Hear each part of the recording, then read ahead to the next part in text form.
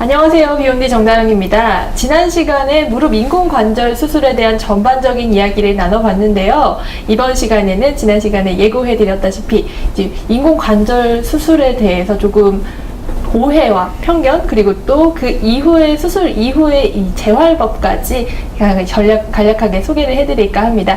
오늘도 나와 계시는데요. 서울나우병원 김준배 원장님 나와 계십니다. 선생님 안녕하세요. 안녕하세요. 네. 지난 시간 말미에 잠깐 말씀을 해주셨어요. 인공관절 수술을 좀 꺼려하시는 분들이 있잖아요. 네. 그런 분들이 자주 하시는 말씀들이 있으신가 봐요. 네. 그런 이야기에 대한 오해를 풀어주신다고요. 네. 그래서 한 두 가지 주제를 말씀을 드릴까 하는데요. 네. 첫 번째는 실제로 수술을 받고 나서 그 뒤에 과정이 어떠신지 막연하게 잘 모르고 계신 분들이 많아서 네. 그 실제적인 과정을 좀 말씀드리고, 후반부에서는 정말 거의 일정한 걸 물어보세요. 한 3-4가지 정도의 모든 분들이 물어보는 네. 질문들이 있는데, 거기에 대한 좀 질문들에 대한 답을 제가 좀 드리도록 하겠습니다. 네. 네, 먼저는 인공관절 한 수술 후의 과정에 대해서 말씀을 드리겠습니다. 네. 조금씩 아마 차이는 있을 수 있어요. 개인별 차이도 있을 수 있고, 또 상태에 따라서, 또 병원에 따라서 약간씩은 다를 수 있는데요. 보편적으로. 네, 보편적인 큰 그림만 보시면 되겠습니다. 보통 이제 병원에 입원하고 나서 수술을 하게 되시면, 네. 이제 수술실에 가서 수술을 받게 되시고요. 네. 그다음에 보통은 저희가 병원 같은 경우는 당일부터 수술한 뒤에 이렇게 CPM이라 그래서 이제 무릎을 가만히 누워 계시면 구부렸다 폈다 해줍니다. 네, 사람의 모든 관절은 오랜 시간 동안 고정을 해놓으면 뻣뻣해지거든요. 네. 그래서 가능한 빨리 운동을 시키는 게 좋기 때문에 수술한 바로 당일날부터 무릎 수동 네, 운동을. 수동 운동을 하시게 되고요. 네. 이제 수술 장면은 아까 말씀을 드렸고요. 네. 이제 수술하고 나서 이제 그 다음 날은 저희가 아주 운동을 많이 강조를 하게 됩니다. 그래서 많은 분들이 수술하고 나면 그냥 가만히 누워 계신다고 생각을 하세요. 네. 그냥 푹 쉬시려고 마음을 먹으시는데, 네. 저희가 수술하고 다음 날부터 그냥 앉혀놓고 운동을 시킵니다. 괜찮은가요? 네. 네, 가끔 연세 아주 많으신 80대 할머니도 수술을 받으시는데, 네. 좀 이렇게 화를 내시기도 하세요. 응? 나 좀 이렇게 쉬고 아픈데 싶은데. 이렇게 아픈데 무슨 운동을 시키느냐. 네. 근데 하셔야 됩니다. 네. 초기 재활은 발목 운동부터 또 다리 SLR 운동이 다리 들기 운동. 네. 그다음에 또 계속 반복해서 이제 무릎이 부드러워질 수 있도록 수동 운동도 수동 같이. 기계 운동도 하시게 되고요. 수술 당일부터 그 다음 날도. 네. 네. 요 기본적인 운동들은 이제 수술한 이 첫날부터 계속해서 하셔야 됩니다. 계속 진행을 하는 연속적으로 하셔야 운동이고요. 돼요. 네. 보통 첫날 또는 이튿날째부터 네. 보시다시피 보행을 하시게 됩니다. 오, 생각보다 빨리 걷네요. 오래 누워 계시는 게 절대 아니시고요. 네. 네. 그리고 그만큼 걸으실 수 있을 만큼 통증이 크지 않다는 얘기겠죠. 네. 그래서 보시다시피 이렇게 좀 보행기라는 걸 잡으시고 네. 이제 체중을 약간 분산시켜 주면서 살살 걷는 걷기 연습을 하십니다. 네. 그리고 이제 그 뒤부터는 계속 아까 말씀드린 대로 네. 반복적인 운동을 하시게 되죠. 걷기 하시고, 또 다리 구부리기 운동 하시고, 또 근력 강화 운동 하시고. 보시다시피 입원 중에 이미 벌써 이렇게 잘 구부리시죠. 거의 일반 그 관절처럼. 네. 네. 그러니까 운동을 아주 좀 독하게 하신 분이죠. 네. 그리고 이제 보통 퇴행성 관절염이 양쪽이 보통 다 같이 오시기 때문에요. 네. 대부분의 경우에 수술을 양쪽을 하시게 되는데, 수술을 당일날 양쪽을 다 하는 경우도 드물게 있고요. 저희 병원 같은 경우는 이렇게 일주일 차이를 두고 합니다. 이게 운동량 때문에 그런 건가요? 아니면 부담? 저는 이제 이렇게 설명을 드리는데요. 네. 저는 수술을 양쪽을 다 해드릴 수 있어요. 저는 젊으니까. 네. 저는 하루에 양쪽 수술을 할 수 있지만, 환자분은 수술한 이후에 이게 출혈이 아무래도 있으시거든요. 그래서 출혈이 양쪽에서 나오시게 되면 몸에서 거기에 대한 반응이 조금 힘들 때가 있습니다. 네. 그래서 될 수 있으면 저희는 한쪽하고 조금 회복되시고, 또 필요한 게 수혈도 좀 하시고, 안정이 된 후에 반대쪽 수술을 하는 것으로 권하고요. 한 보고에 의하면 실제로 하루에 양쪽을 다 하시는 하신 분과 또 이렇게 시간 차이를 두고 수술한 경우에 장기적으로 봤을 때 무릎 외적인 문제, 뭐 심장이나 폐나 이런 건강상의 문제가 투 스테이지로 두 번에 네. 나눠서 했을 때가 더 좋다고 되어 있는 보고까지 있습니다.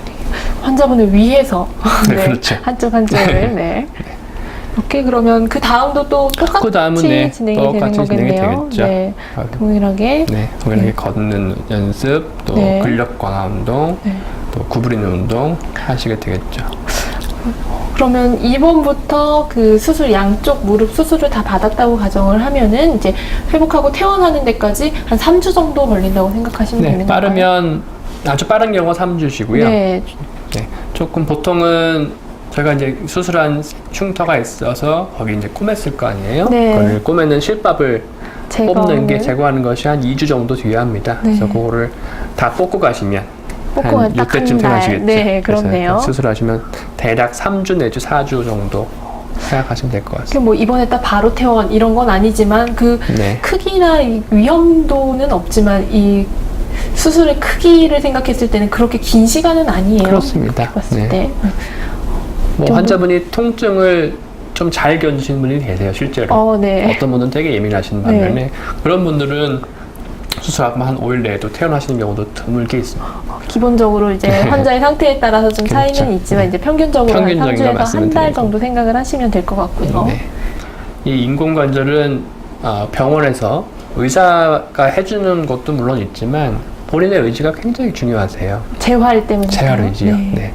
그래서 연세가 대부분 많으신 분이기 때문에 또 사실 운동도 많이 못 하셨던 분들이고 오랫동안 고생하셔서 그래서 근육이 사실 많이 빠져 있으신 상태죠. 네. 그래서 그 무릎 수술은 했지만 무릎 주변에 있는 근육을 수술한 건 아니잖아요.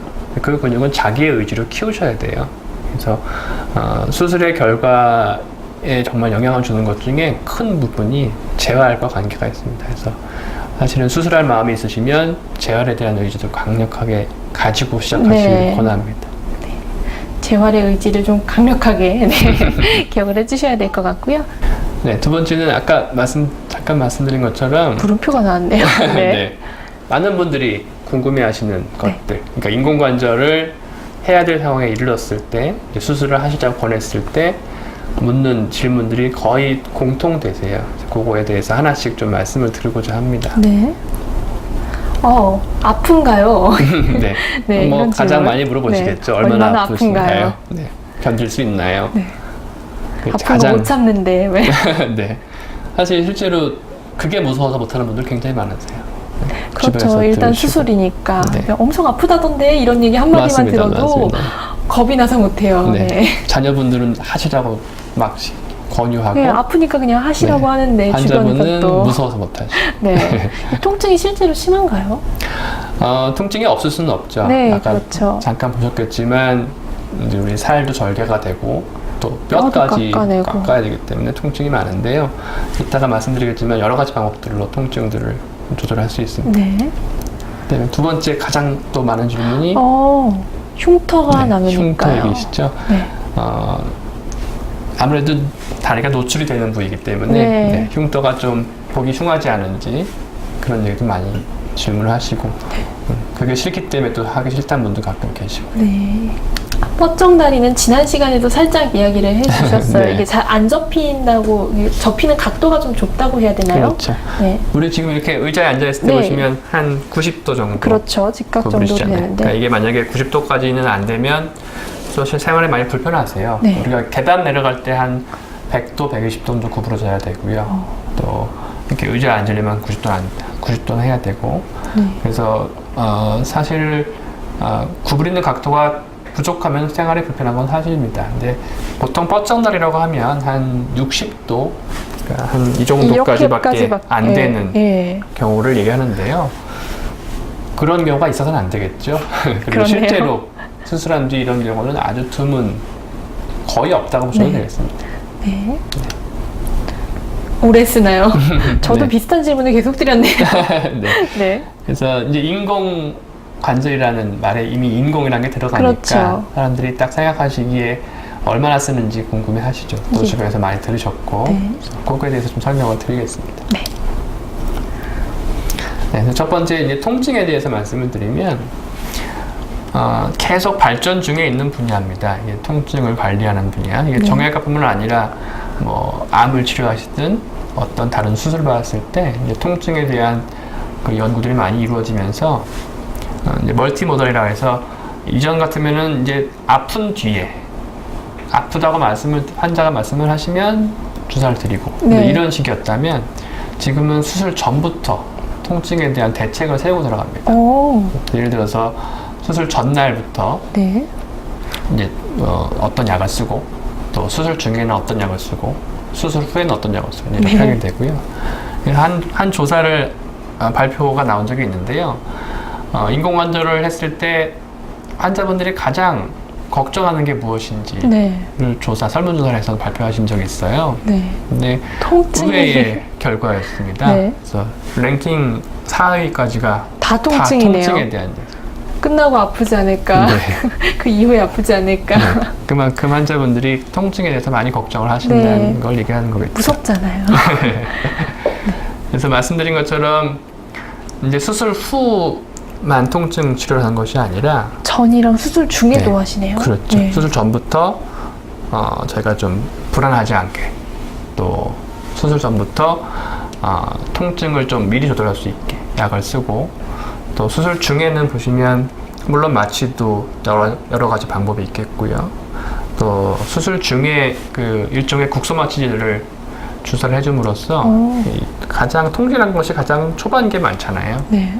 그래서 초반기에 통증을 조절해주면 그 뒤에 통증도 조절이 잘 된다고 되어 있기 때문에 네. 네, 여러 가지 주사 방법을 쓰기도 하고요. 또 수술 후에는 아마 들어보신 적이 있으실 거예요. 자가 통증 치료라 그래서 네. 요새 여러 가지 분야에서 쓰일 텐데 이게 뭐냐면 그러니까 자기 정맥 주사를 통해서 일정량의 진통제가 계속 들어가게 해주는 겁니다. 네. 그래서 옛날에는 그냥 환자분이 아프다고 표현을 하면 그제서야 가서 주사를 놓는 거였다면 지금은 일정량이 늘 들어감으로써 통증을 다스려주는 거죠. 네. 그리고 여러 가지 약들이 복합적으로 쓰이게 되고요. 두 번째네요. 네, 이제. 두 번째 얘기는 흉터가 너무 흉해서. 네. 그렇죠. 그래서 가끔 제가 이런 얘기를 들었습니다. 그 할머니분들이 수술 받으신 분들이 아무래도 목욕탕 가시잖아요. 네. 뭐 사우나 가시고 온천 가시고 그렇죠. 경쟁을 하시더라고요. 경쟁. 내 흉터는 이렇게 긴다. 네 흉터는 짧다. 그런 걸로 경쟁. 네, 그런 네. 거로 경쟁하시는 분들을 네. 많이 말씀을 들었어요. 그래서 이제 그만큼 많이 신경을 쓰신다는 얘기죠. 그렇죠. 아무리 나이가 있으신 분들이라도 그렇죠. 외적인 거에서는 어쩔 수 없으니까. 흉터가 아무래도 작으면 좋으시겠죠. 그렇죠. 네. 그래서 여기 보시면 이제 MIS라 그래서 이제 영어로 미니멀 인베이시브 서저리라고 해서 그렇게 얘기를 하는데요. 네. 이제 최소 침습 수술이라는 표현을 씁니다. 네. 그래서 기존에는 이제 초창기에 인공관절을 처음 할 때는 약 15cm까지 절개를 했다면 15cm면 이렇게 한 뼘 정도 되는 건데 그렇죠. 이렇게 그러니까 길게 거의 네. 굉장히 길게 상처가 있으시죠. 이제 최근의 방법들은 한 10cm 정도 네, 많이 줄었죠. 이 정도가 딱 네. 네. 아마 앞으로는 더 작아질 수 있다고 예상을 하고 있는데요. 개발 중인 거죠. 발전 중인 계속 거잖아요. 발전 중이죠. 네. 그래서 이게 가능해진 이유가 이제 수술하는 도구들 아까 잠깐 부족했지만 네. 그 도구들이 점점 작아지는 작아진 건가요? 작아진 네. 겁니다. 네. 네, 그래서, 그렇게. 네. 이게 피부만 작게 절개하는 것이 아니라 피부가 작게 절개된다는 얘기는 그만큼 주변의 근육도 작게 네. 절개하고 또 주변 조직의 손상을 적게 줌으로써 이게 미용적인 차이만 있는 것이 아니라 회복 같은 네, 것도 회복도 차이가 있을 것 훨씬 같아요. 더 빨라지는 네. 그 이점이 있습니다. 이게 점점 더 작아질 것이고. 네. 네. 이제 뻗정다리 얘기가 나오네요. 네. 네, 뻗정다리 아까 말씀드린 대로 이런 거를 뻗정다리라고 하지는 않으시겠죠? 네, 그렇죠. 네. 충분히 그래서, 잘. 네, 수술하고 잘 재활만 받으시면 이제 뻗정다리 염려는 거의 없다고 보시면 되겠는데요. 네. 그래서 이제 크게 두 가지를 얘기를 드리는데요. 네. 그러니까 뻗정다리가 되지 않게 하기 위해서. 네. 첫 번째는 이제 인공관절의 기술이 그 만드는 기술이 좋아지고 있습니다. 네. 디자인들이 자꾸 발전하고 네. 또 수술 방법도 발전하고 있고, 그래서 의사들이 저희가 해야 할 일들은 그렇게 발전이 되고 있고요. 네. 또 아까 언급한 대로 체계적인 재활이 굉장히 중요합니다. 네, 이전에는 초창기에는 이제 수술만 했다면 지금은 또 수술한 뒤에 재활까지도 분야가 발전하고 있어서 저희가 컨트롤해 드린 대로 수술한 뒤에 체계적으로 재활 밟으시면 아까 보신 것처럼 뻗정 자리가 생기는 일은 거의 없다고 보시면 될 것 같습니다. 이것도 괜한 오해이신 그렇죠. 거고 괜한 걱정이신 네. 거네요. 네. 하지만 의지는 필요하시고요. 의지는 네. 무엇보다 중요한 게 재활 의지. 재활 네. 의지가 필요하시고요. 이제 오래 쓰냐는 질문인데요. 이렇게 한 번 수술도 무서운데 두 번, 세 번 수술하게 되면 그렇죠. 더 무섭잖아요. 이게 네. 또 비용도 비용이고 시간도 시간인데 그렇죠. 한 번 잘해서 오래 쓰고 싶은 마음이 있으니까 이런 걸 물어보실 거예요. 네, 그렇죠. 그래서 아까 말씀드린 것처럼 이제 인공관절의 모양을 생각해 보시면 네. 이제 위쪽 금속, 아래쪽 금속, 가운데 플라스틱이 그거는 다 공통된 네. 디자인이거든요. 그래서 그 플라스틱이 조금씩 마모가 올 수 있기 때문에 그래서 이제 수명이 있을 수밖에 없습니다. 네. 그래서 인공관절도 될 수 있으면 젊을 때 하지 마시고 좀 연세가 드시고 하기를 말씀을 드리는 거고요. 하지만 이제 점점 기술이 좋아지고 있어서 인공관절의 수명이 길어지고 있는 것이 사실입니다. 네. 이제 두 가지를 보통 말씀을 드리면, 그 모바일 베어링이라서 베어링이라는 게 사이에 들어있는 네, 플라스틱을요. 가운데, 네. 그 플라스틱의 모양이 발전하고 있고, 또 세라믹이라는 것이 들으셨겠지만 도자기 같은 것이 세라믹이죠. 네. 굉장히 매끈하잖아요. 그렇죠. 그래서 이제 이러한 그 생산 기술들이 좋아지면서 마모를 좀 줄이게 되겠죠. 그래서 아까 보여준 것처럼 네. 이 플라스틱이 계속 하중을 집중적으로 받게 되면 마모가 더 빨리 오겠죠. 네. 그래서 이런 거를 좀 분산시켜주는, 모바일 베어링으로 네. 분산시켜줘서 수명을 이 좀 수명이 늘리겠네요. 플라스틱이 더 오래 쓸 수 있게 네. 하는 방법. 또 플라스틱 자체의 강도를 또 강화지게 하는 네. 기술들이 발전하고 있고요. 그다음에 이제 세라믹 코팅은 이 금속의 재질도 사실 여러 가지가 나와 있어요. 네. 점점 발전 중에 있고, 보시다시피 이 인공관절이 나오기 전에는요 여러 가지 실험들을 하게 됩니다. 어떤 것이 더 좋은지. 이 지금 네. 어떤 거냐면요, 반복적으로 실험실에서 이 무릎을 계속 반복적으로 운동을 시켜줘요. 이제 실험실 데이터를 얻기 위해서. 네. 그래서 뭐 수백만 번의 반복을 했을 때 얼마큼 마모가 생기는지 이런 걸 마모도를? 하는 거예요. 그래서 네. 아주 초기 모델이 이랬다면 요즘 나오는 모델들은 이렇습니다. 거의 이 몇 배인가요? 몇 분의 1 수준으로 줄었는지 네. 측정도 안 될 정도로 현저하게 그렇죠. 줄었네요. 네. 그만큼 실제적으로 환자분들이 쓸 때도 네. 아무래도 마모가 덜 줄겠죠. 일어나겠다는 거죠. 그만큼 수명도 그만큼 늘어나는 수명도 길어지는 거고요. 거예요. 네. 앞선 그 4가지 정도 됐던 사람들이 계속 여쭤봤던 질문들이잖아요. 네. 그죠? 그 질문들에 대한 답은 크게 걱정 안 하셔도 됩니다. 네. 라고 말씀을 드려도 그럼요. 괜찮을까요? 네. 그렇네요.